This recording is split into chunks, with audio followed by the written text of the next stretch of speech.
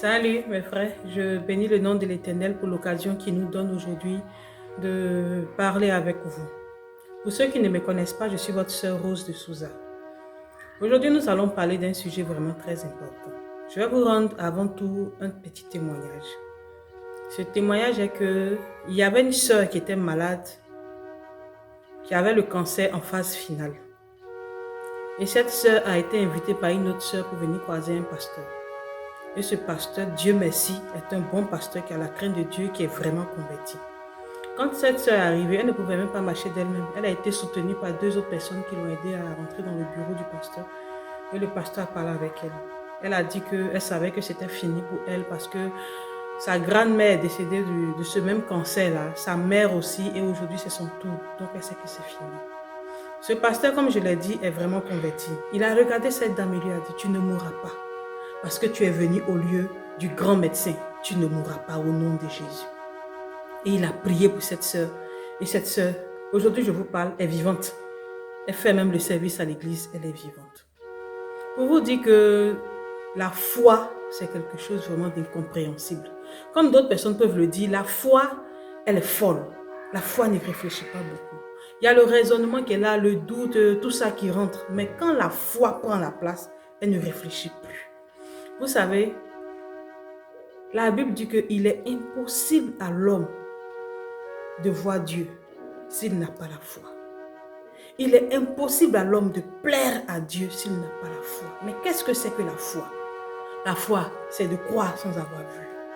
Cette femme a cru aux paroles du pasteur parce qu'elle savait que c'était des paroles d'un homme. Mais ces paroles-là venaient d'un Dieu si grand et si puissant. Elle, aujourd'hui, elle est vivante. Je vous raconte un second témoignage. Il y a une soeur qui allait faire son test et qui avait le VIH. Elle est venue voir le pasteur, lui a dit, pasteur, c'est fini pour moi. Il dit, pourquoi? Elle dit, regarde, lis ce papier, lis ce bout de papier. Il dit, qu'est-ce que ce bout de papier là? Elle dit, pasteur, faut regarder, en pleurant. Le pasteur prend, il regarde, il dit, je vois rien. Elle dit, je suis allée faire le test, on m'a dit que j'ai le VIH. Le pasteur dit, mais tu as le VIH là? Qui a le VIH? Elle dit, c'est elle. Le pasteur dit, mais qu'est-ce qui prouve? Elle dit, regarde le papier. Il dit, non, c'est le papier qui est malade. Toi, tu n'es pas malade. Elle dit, mais il dit, non, laisse. Le papier est malade. C'est le papier qui a le problème, c'est pas toi. Rentre à la maison. Elle a cru. Elle est rentrée chez elle. Elle allait faire son test quelques temps après. Paf, elle est séronégative. La foi vient de ce qu'on entend. Et ce qu'on entend vient de Dieu.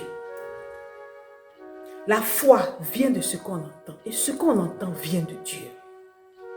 Ce qu'on entend ne vient pas d'un homme, il vient de Dieu Tout-Puissant, créateur des cieux et de la terre. Celui qui prédit une chose et cette chose arrive. Celui quand il se lève, tout se disperse. C'est ce Dieu grand-là, qui est l'incarnation de la vie, de la santé, de la joie et de la paix. Ce Dieu qui a ni commencement ni fin. C'est Dieu-là qui est incomparable. Son nom est puissant. Ce Dieu avec toi. Il dit, il faut avoir la foi. La maladie ne vient pas de Dieu. Quand on lit Job 1, verset 2, vous savez ce que Satan a dit à Dieu? Il a dit, peau pour peau, l'homme donne tout ce qu'il a pour sa vie. Laisse-moi toucher à sa vie. Peau pour peau, l'homme donne tout ce qu'il a pour sa vie. Tout ce qu'il possède. C'est le mot. Tout ce que l'homme possède pour sa vie. L'homme donne ça. Donc, laisse-le toucher à la vie de Job. C'est comme ça que le discours a été fait. Donc aujourd'hui dans ta situation, le diable sait que la maladie va te ruiner, la maladie va te rendre malheureux, la maladie va détruire toute ta vie. Qu'est-ce que tu fais alors? Qu'est-ce que tu fais? Et la foi ne te laisse pas faire. Vous savez, tu as une arme pour lutter contre la maladie. D'abord c'est la foi, ensuite c'est le nom de Jésus. Quand on prend Philippiens 2 verset 9, voilà ce qui est dit. C'est pourquoi aussi Dieu l'a souverainement élevé et lui a donné le nom qui est au-dessus de tous les noms, afin qu'au nom de Jésus, tout genou fléchisse dans les cieux, sur la terre et sous la terre, et toute langue confesse que Jésus-Christ est Seigneur, à la gloire de Dieu, le Père. Au nom de Jésus, la maladie qui te fatigue doit fléchir genou. Au nom de Jésus, la maladie qui fatigue ton enfant doit fléchir genou. C'est la Bible qui le dit et la Bible est la parole de Dieu. Ne te laisse pas avoir. La maladie que tu as, quoi qu'on dise, la mort de Jésus est plus vieille que la maladie qui te fatigue. La mort de Jésus est plus vieille que la malédiction qui te fatigue. La mort de Jésus est plus vieille que tous les troubles que tu as. Donc si les troubles là continuent jusqu'à présent, c'est que tu n'as pas encore touché là où il faut. Il faut rappeler à la maladie qui te fatigue nuit et jour que Jésus est plus fort qu'elle. La maladie, c'est un esprit. Elle a des oreilles pentantes. Elle n'entend pas les bruits que tu fais. Elle n'entend pas les paroles que tu dis. Mais elle entend le nom de Jésus. Parce qu'elle sait que le nom de Jésus est plus fort. Le nom de Jésus est plus fort plutôt qu'elle, la maladie. Donc, qu'est-ce que tu fais? Tu as la foi ou tu as peur? Tu mets la foi, tu mets ta foi en action ou tu acceptes de pleurer. Tu as le choix. Rappelle à la maladie nuit et jour que Jésus est plus fort.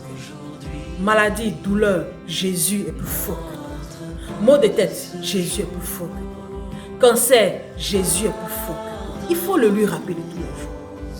La mort du Seigneur Jésus a eu bel et bien lieu. Voilà pourquoi nous sommes là aujourd'hui. Et la foi est là. Mets ta foi en action. Va puiser au fond de toi et mets ta foi en action. Et tu verras la suite.